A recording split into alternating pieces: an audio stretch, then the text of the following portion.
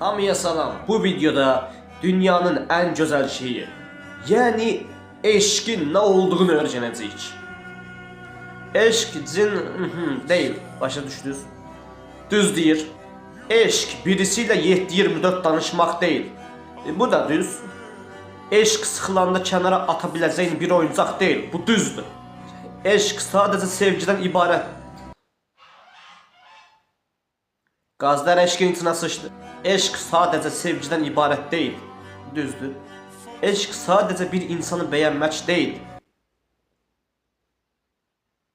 Yaxşı. Eşk birisiyle səhərlər kimi danışmaq değil. Yaxşı. Eşk birisini sevdiğini elinden almak değil. Bak bu düzdür. Eşk eksine bağlı olmak değil. Eks diyesen şey daha köhne sevgili demektim hem de. Eşk sadıklık olmadan sadık kimdir? Eşk sadece karşı cinse hissedilmez.